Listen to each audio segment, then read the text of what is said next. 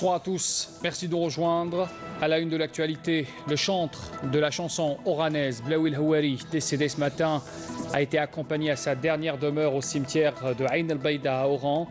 Le président de la République, dans un message de condoléances, souligne une perte d'une sommité qui a contribué dans des décennies durant au développement du goût national et humain également. L'Algérie perd aussi un autre artiste aujourd'hui, le comédien humoriste Rachid Zerimi, décédé cet après-midi à l'âge de 72 ans au service de réanimation de l'hôpital de Constantine. Le président de la République adresse un message de condoléances à la famille du défunt. Le quota de thon rouge attribué à l'Algérie a été doublé cette année, un quota estimé à 1043 tonnes, totalement pêché et exploité par notre pays. Un reportage à suivre tout à l'heure. Et puis en cette période de canicule, les risques d'incendie sont importants. C'est le cas dans la wilaya de Tipaza où les forestiers livrent une véritable bataille quotidiennement contre les flammes. On suivra également leur travail sur le terrain. Bienvenue à tous. Le défunt Blaoui El Houari, décédé ce matin à l'âge de 91 ans, a été accompagné à sa dernière demeure après la prière d'Al-Asr au cimetière de Ain el-Baïda à Oran. La cérémonie d'inhumation s'est déroulée en présence du ministre de la Culture Azdi Mihoubi, des autorités locales et militaires, de personnalités du monde de la culture et des arts, ainsi que de moudjahidines, de compagnons et amis du défunt, ainsi que d'une foule nombreuse constituée de ses admirateurs. À l'annonce du décès du défunt Blaoui El Houari, le président de la République, Abdelaziz Bouteflika, a adressé un message de condoléances à la famille du disparu dans lequel il a souligné que l'Algérie et la scène artistique et culturelle perdent en lui une sommité qui a contribué des décennies durant au développement du goût national et humain. Le défunt était une source inépuisable de créativité qui enrichit le répertoire national avec une variété de compositions musicales de différents styles et genres, de même qu'il a formé plusieurs jeunes talents qui ont brillé sur la scène artistique et contribué à la promotion de la musique dans notre pays, a ajouté encore le président Bouteflika dans son message de condoléances. Blaoui El Houari, monument de la chanson oranaise, laisse derrière lui une longue et riche carrière, féru de musique depuis sa tendre enfance. Voici son portrait dressé ce soir par Amir Nabesh.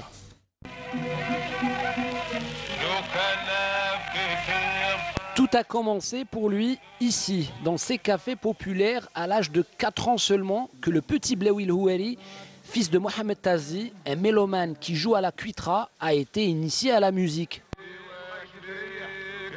Grâce à ce fabuleux phonographe acheté par son père et installé dans le café, que le jeune enfant va faire son second apprentissage, celui de l'écoute. Il va être chargé de nettoyer l'appareil et faire défiler dessus les 78 tours des vedettes algériennes, tunisiennes et égyptiennes de l'époque, à l'instar de Hadj Mohamed Al-Anqa, Cheikh Al-Afrit, Farid Al-Atrash ou bien Cheikh Hamada et Madani.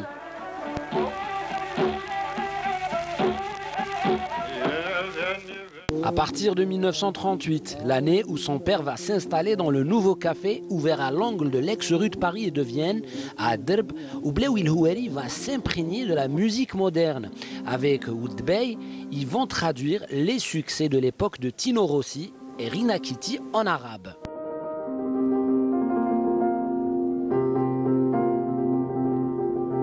En 1943, avec son frère Mazouzi et l'arbitre international Oued El Benzelat, ils vont créer l'orchestre musico-théâtral. Depuis cette date-là, l'artiste Blaoui El Houari n'a cessé de composer et d'interpréter des chansons qui portent toutes les valeurs de l'amour de notre pays. Des chansons qui mettent en évidence notre identité, notre tradition, notre appartenance à cette nation. Aujourd'hui, Oran et toute l'Algérie pleurent sa disparition.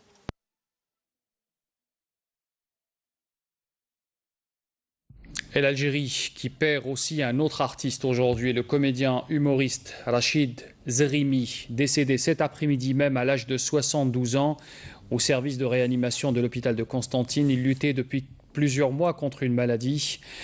Suite à cette triste nouvelle, le président de la République, Abdelaziz Bouteflika, adresse un message de condoléances à la famille du défunt ainsi qu'à l'ensemble de la famille artistique algérienne.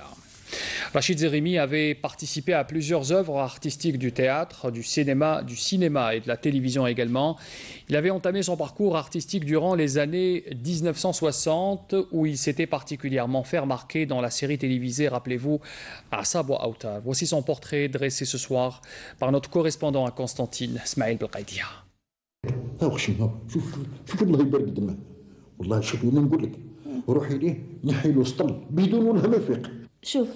شوف باش تفهم الدم تاع العباد او مش كيف او مصنف فيه ريزوس بوزيتيف ريزوس نيجاتيف وانا تاعي ريزوس كيميليس المهم داك تاع من بالك داك ينحيو لك الدم من بعد نعطيوك بفتاكه باش نعوضوك على الدم هذا اللي خسرته بفتاكه ولي نحي زوج مرات تعطيو زوج بفتاكات. Comédien né avec son rire contagieux, Rachid Zigmi nous a quittés après avoir semé sa bonhomie dans le cœur des millions d'Algériens à travers les séries télévisuelles loufoques telles que Asab wa Awtar, Issa Story, Mani Mani et tant d'autres productions cinématographiques. انا نتاعي سلكتو كونطون بالوقفه خاطر تدي فيهم بالرقده سي نورمال تسلكهم بالوقفه. ايوا صحيح نعم فهمتك دايما انت ناس ملاح. ايوا سيريو عاقل نعم فاكتور. De ses débuts durant les années 60 avec la troupe théâtrale El Bahalil jusqu'au film Boujma Rahoudor, son dernier rôle au cinéma, Rachid Zerimi aura marqué le monde artistique à travers une riche carrière. هذاك اللي قلت لك عليه اللي من فوق ما عندك تجيب لي هذاك تاع السيره انه ما نسحقوش هذاك ما نلبسوش هذاك خاطر ما ماذا بيا نسحق صباط باش كي نلبسو يواتيني نجيب به اليغون اللي خيرتيه هلا اللي خيرت بارك الله فيك 41. À l'âge de 72 ans, Rachid Zerimi a choisi de tirer sa dernière révérence après avoir combattu la maladie durant plusieurs mois. Dans l'actualité aussi, le général de corps d'armée Ahmed Gaïd Salah, vice-ministre de la Défense nationale, chef d'état-major de l'armée nationale populaire, a présidé aujourd'hui à Alger une cérémonie de remise de prix de l'ANP pour la meilleure œuvre scientifique, culturelle et médiatique également pour l'année 2017. Nakhla Lorbi. La cérémonie a été ouverte par une allocution prononcée par le général de corps d'armée Ahmed Gaïd Salah, vice-ministre de la Défense nationale, chef d'état-major de l'armée nationale populaire, à travers laquelle il a salué le contenu du message du président de la République à l'occasion de la célébration du 55e anniversaire du recouvrement de la souveraineté nationale, où il a mis en valeur le rôle de l'ANP dans la préservation de l'intégrité territoriale de l'Algérie et de la sécurité de nos concitoyens et de leurs biens. Je saisis cette opportunité pour saluer grandement le contenu du message du président de la République, chef suprême des forces armées, ministre de la Défense nationale, en cette date si chère au cœur de tous les Algériens, à travers lequel il n'a pas manqué de mettre en valeur le rôle de l'armée nationale populaire, digne héritière de l'armée de libération nationale, dans la préservation de l'intégrité territoriale de notre pays et de la sécurité de nos concitoyens et de leurs biens. La gratifiant au nom du peuple algérien pour le courage, le professionnalisme et le sens du sacrifice par lesquels elle a réussi à prendre largement le dessus sur les derniers groupuscules terroristes dans notre pays. Le président de la République a également salué les efforts et l'efficacité de nos forces armées et de nos services de sécurité mobilisés le long de nos frontières pour la sauvegarde de notre territoire contre toute tentative d'intrusion criminelle, quelle qu'en soit la forme. Dans la lumière de cette vision clairvoyante et perspicace, la science occupe une place notable au sein de l'armée nationale populaire. Le savoir jouit de l'intérêt qu'il mérite et le critère intellectuel dispose d'une très haute classe. À ce titre, nous avons œuvré à aller de l'avant sur le chemin de la concrétisation des bases de cette vision clairvoyante et perspicace. 10 œuvres individuelles ou collectives ont été primées à l'occasion de cette 6e édition du prix de l'ANP, dont une en sciences militaires, 3 en sciences technologiques, une en sciences médicales, 2 en sciences sociales, une en sciences humaines et 2 œuvres d'art. Le général de corps d'armée a attribué par la même occasion des attestations de reconnaissance aux responsables et représentants des structures ayant participé avec efficience aux festivités commémorant le 55e anniversaire du recouvrement de la souveraineté nationale. Le ministre de l'Intérieur, Nordin Bedoui, instruit l'installation des nouveaux walis. Des walis pour la plupart des jeunes cadres qui sont appelés à concrétiser la nouvelle vision du gouvernement sur le terrain, selon les directives bien sûr du président de la République, Abdelaziz Bouteflika, pour la redynamisation et surtout le développement au niveau local. Amel Messaïta. Le mouvement opéré par le président de la République dans le corps des walis délégués et secrétaires généraux des wilayas et des circonscriptions administratives vise à insuffler une nouvelle dynamique à la gestion des collectivités locales dans le cadre de la poursuite des efforts consentis en termes de développement et de modernisation du service public. Pour le corps des walis, le mouvement a concerné 23 wilayas. 13 walis ont été mutés à d'autres wilayas, tandis que 14 cadres ont été promus au poste de wali, dont 3 walis délégués et 11 secrétaires généraux de wilayas. J'ai donné instruction à ce que tous les walis soient installés au plus tard mercredi pour qu'ils puissent commencer à travailler. Et quand je dis nouveaux, cela ne veut pas dire que ce sont des intrus, mais ce sont des cadres et des jeunes de ce secteur dans lesquels nous avons mis toute notre confiance, comme l'a déjà fait le président de la République, premier magistrat du pays. Vous remarquerez que les walis sont des jeunes. Et leur objectif est de relever le défi du développement avec cette nouvelle vision qui s'appuie sur le management de la gestion.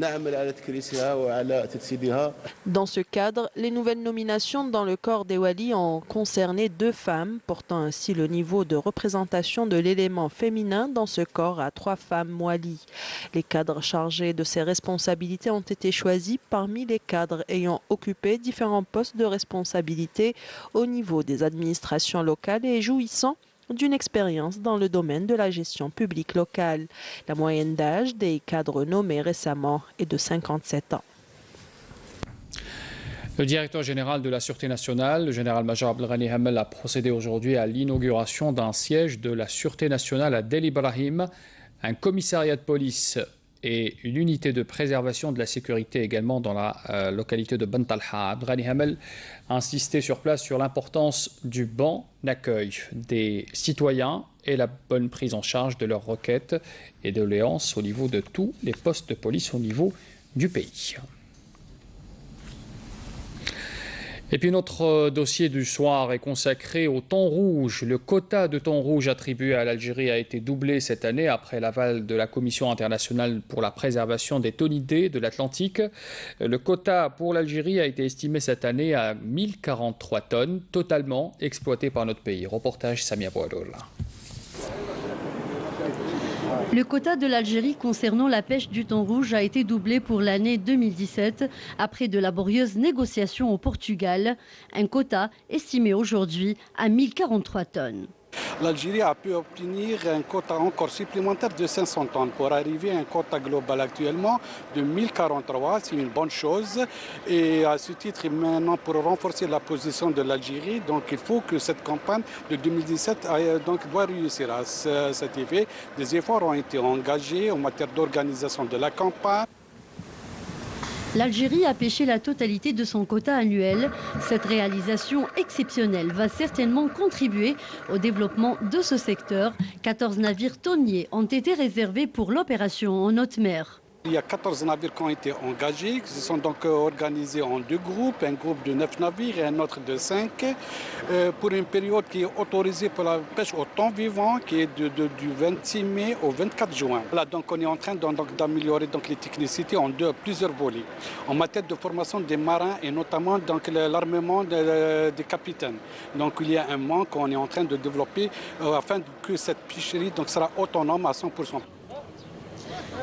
De nouvelles opérations d'investissement dans le domaine de la pêche seront réalisées, à l'exemple des fermes aquacoles et des fermes d'engraissement du thon. La transformation du thon rouge, on en parle également.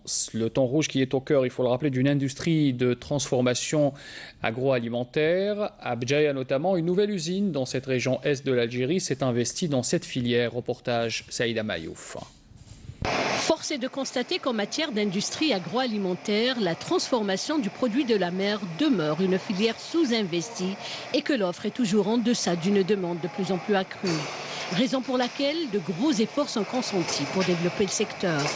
À Béjaïa, et grâce au soutien à la relance économique, l'unité Gouraya de transformation de thon entend satisfaire les besoins de toute la région. En 2007, cette unité, donc, pour un montant de 40 milliards, d'environ 40 milliards de centimes, avec le soutien de l'État d'environ 9 milliards de centimes. Donc cette unité elle a pour objectif de transformer le thon importé en boîte de 100 grammes, 80 grammes, 100 grammes, celle aussi d'un kilo à 2 kilos. Et donc c'est une unité qui a connu des perturbations. Des perturbations par le passé, mais l'unité avance aujourd'hui avec des perspectives prometteuses allant jusqu'à conquérir d'autres marchés internationaux. On est à 70 et on a une moyenne de production de 60 000 boîtes jour pour la petite boîte et de 2 à 4 000 boîtes, ça dépend du programme, pour le 1 et le 2 kg, pour la grande boîte. On est en train de mettre en place du thon à l'huile d'olive. Que nous jugeons c'est une très bonne qualité, qui a même été analysée dans des laboratoires, que ce soit national ou international. Donc je souhaiterais que qu'on pourra satisfaire surtout les ménagères et c'est notre objectif. Pour les pays voisins, on a déjà commencé, comme la Libye. On vise des marchés, même européens. Notre produit, il est même demandé. On veille à ce que notre produit soit de qualité en faisant des tests microbiologiques, des tests stabilité, en surveillant les eaux Tana. En même temps, on assure l'hygiène du personnel et des locaux. Et la résorption du chômage n'est pas en reste dans cette usine où toutes les normes en vigueur dans le secteur de l'agroalimentaire sont strictement respectées. J'étais en chômage. Depuis 2010. Depuis 6 ans.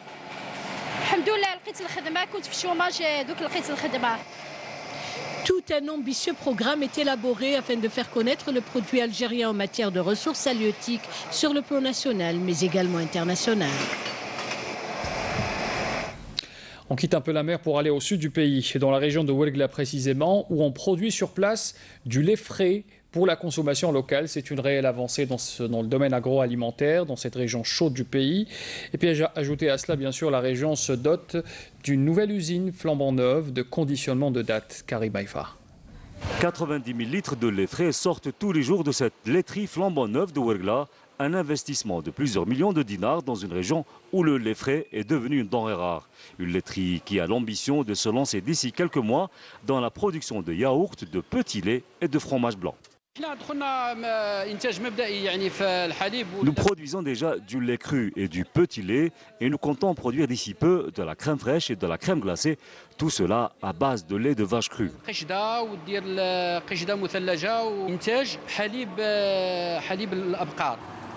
Autre investissement porteur dans cette région saharienne, l'usine Taïba de conditionnement des dattes, d'où sortent chaque année près de 4000 tonnes de dattes destinées à l'exportation.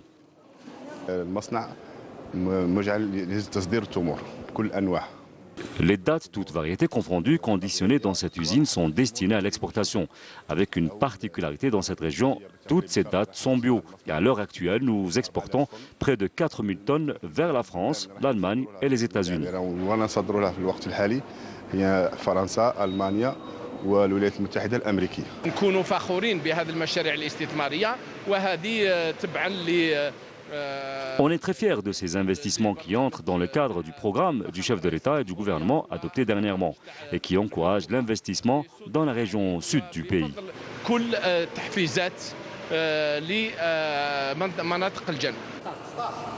Les deux PME comptent recruter des jeunes diplômés et s'approvisionner en produits frais exclusivement chez les agriculteurs et les éleveurs de la région, une manière de les encourager et créer ainsi une nouvelle dynamique entre agriculteurs et industriels. On revient vers la mer maintenant pour parler de nos compatriotes résidant en France. Vous êtes nombreux à choisir le bateau pour voyager vers l'Algérie. Pour faciliter les procédures à l'arrivée, une nouvelle section navigante de la PAF est entrée en service au sein même du bateau. Exemple à Oran avec Naïma Haouch. Cette nouvelle section navigante est composée de 7 agents qualifiés de la police des frontières maritimes. Leur mission, faciliter le transit des voyageurs, notamment les membres de la communauté établie à l'étranger. Au port d'Oran, près de 900 voyageurs venus de Marseille ont été pris en charge comme il se doit par cette brigade, selon les nouvelles procédures. La procédure de la police, c'était très important pour nous. Elle nous a facilité beaucoup de choses, surtout au niveau administratif. C'est une opportunité pour moi de visiter le pays sans avoir d'entrave administrative et vivre l'Algérie. En général, parce qu'ici ça prenait beaucoup de temps, on restait ici avec des enfants, nos enfants et tout. Cette fois-ci, impeccable. Les nouvelles mesures de facilitation font partie de la nouvelle politique visant à améliorer la qualité des prestations et assurer un meilleur accueil aux voyageurs.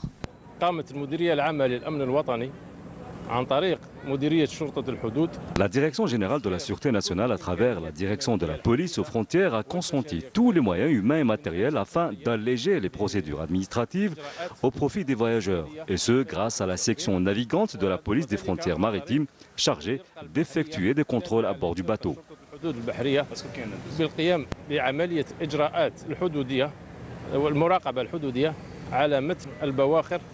Donc, dès l'accostage du bateau au port, les voyageurs sont entre de bonnes mains.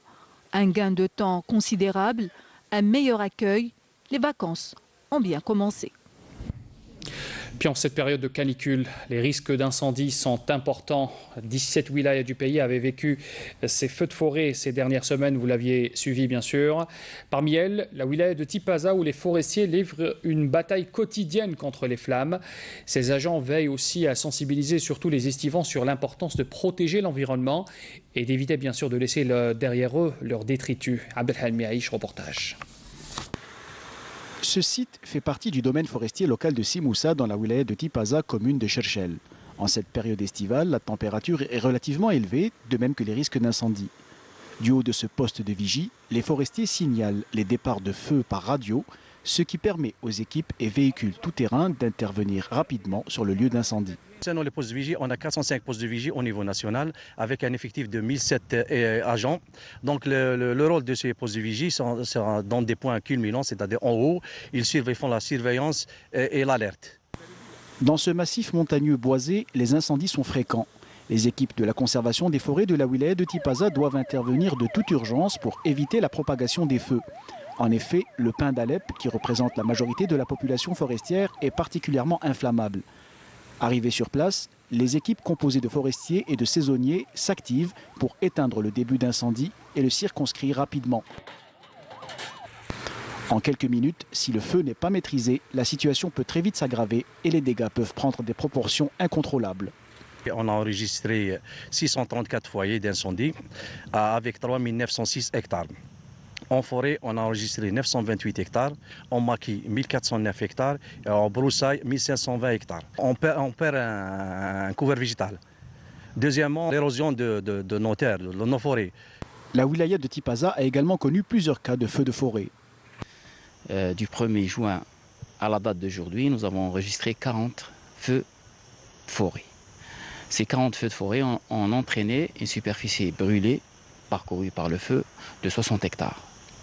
Sur les 60 hectares de forêt, nous avons enregistré une moyenne de 40 hectares de forêt de pin d'Alep, suivi de 16 hectares de maquis et quelques hectares de broussailles. Et aussi, nous avons enregistré une perte de 2 hectares de verger. Les conséquences sont dramatiques, sincèrement, parce qu'on connaît effectivement un échauffement climatique de plus en plus qui donne ces réalités sur le terrain. Donc des températures très élevées, qui donnent aussi des feux qui sont très très importants, difficiles à maîtriser. Donc nous avons des retombées d'abord sur la faune sauvage, sur notre flore, qui on constate qu'elle est en nette régression par rapport aux années antérieures. Et en plus, nous avons un environnement très, si vous voulez, très vulnérable à nos concitoyens. Quand ils viennent ici passer des vacances, ils trouvent un milieu comme celui-là brûlé. Nous estimons, effectivement, ils viennent ici, des groupes d'individus qui viennent camper ici, des campings sauvages non réglementés.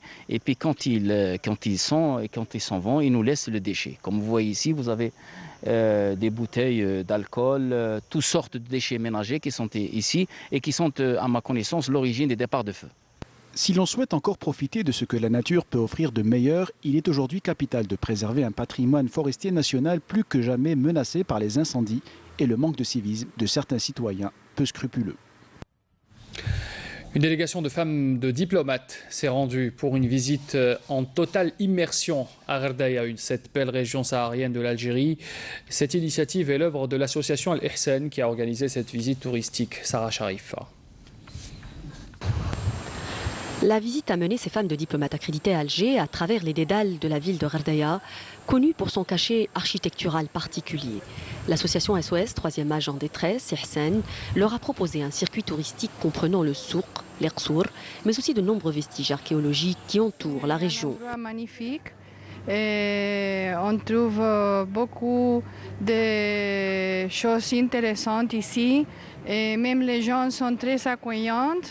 Et la construction, l'architecture, c'est différent des autres endroits que j'ai vus, comme Timimoun ou comme Tarit. Ce qui a frappé notre attention ici, c'est l'architecture. Il y a aussi la qualité des services proposés par les hôtels qui sont un peu différents des autres régions, comme les cures par exemple au niveau des stations thermales. Je pense que ces complexes touristiques sont à visiter, notamment en hiver. Gherdaya a séduit ses visiteurs à travers son architecture, mais aussi à travers l'hospitalité de ses habitants. À Bnizgen, comme à Al-Mni'a, où les femmes de diplomates ont participé à une action de solidarité initiée par l'association Al-Ihsan au profit des familles démunies de la région. C'est un groupe de femmes de diplomates accréditées ici en Algérie. Elles ont souhaité nous accompagner dans cette action de solidarité avec les familles nécessiteuses à Gherdaya et Al-Mni'a.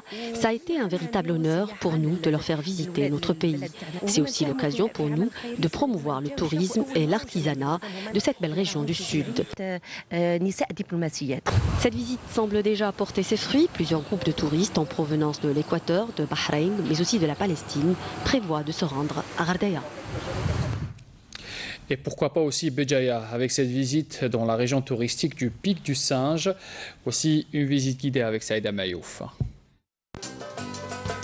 S'il est des endroits dans la région de Béjaïa à même de vous couper le souffle et vous laisser en mémoire le souvenir indélébile, c'est bien le Pic des Singes.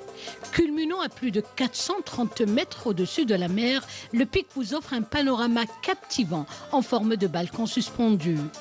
Il s'agit d'une aire protégée, partie intégrante du parc national de Gouraya, situé sur la côte est du pays. Accessible par un étroit sentier rocheux à flanc de montagne, un site naturel fabuleux s'offre au regard, où une table d'orientation ayant défié les aléas du temps trône sur le faîte de ces collines. On est situé ici, il te montre le point où on est situé. Au milieu donc, oui. Au milieu, et tu as toute l'orientation de tout. Par exemple, de ce côté, c'est Keda, toutes les villes, tous les villages, tous les sites, on les trouve ici. Qu'il s'agisse de sa façade maritime ou celle terrestre, le Pic des Singes demeure un lieu idyllique renfermant une biodiversité riche et diversifiée où la faune et la flore y trouvent refuge en toute quiétude.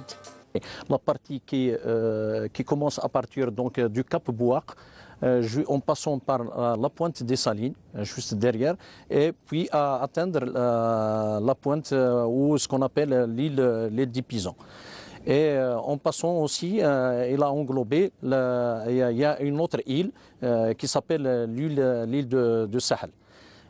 Donc ça a concerné une surface de 8742 hectares. Donc l'étude a révélé une présence d'une biodiversité très importante et des habitats qui caractérisent la Méditerranée. Je cite entre autres donc les herbiers de Posidonia oceanica qui est un habitat par excellence pour la Méditerranée. Donc il est considéré comme étant une zone de frayère et de nurserie. Il est nommé ainsi, donc Pic des Singes, pour la simple raison qu'à l'époque coloniale, c'était un lieu prisé par les singes.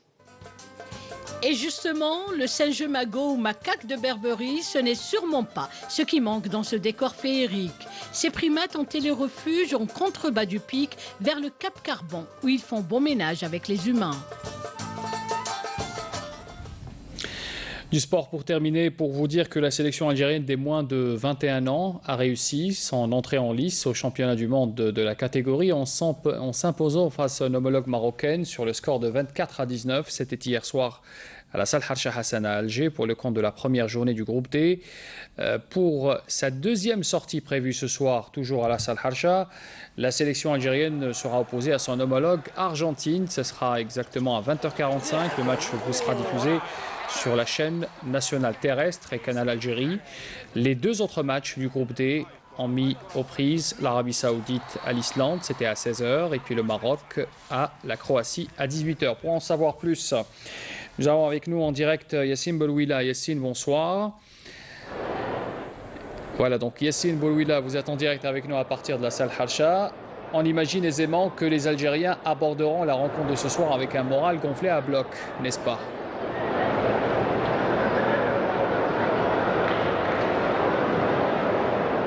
Si vous nous entendez.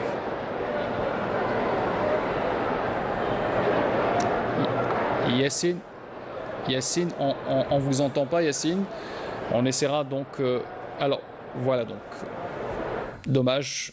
On pourra donc reparler de cette rencontre dans nos prochaines éditions. Bien sûr, je le rappelle, la rencontre Algérie-Argentine, ça sera à 20h45, un match qui vous sera retransmis en direct sur les chaînes nationales terrestres et la chaîne Canal Algérie, bien sûr, pour l'équipe des moins de 21 ans face à l'Argentine, je le rappelle encore une fois.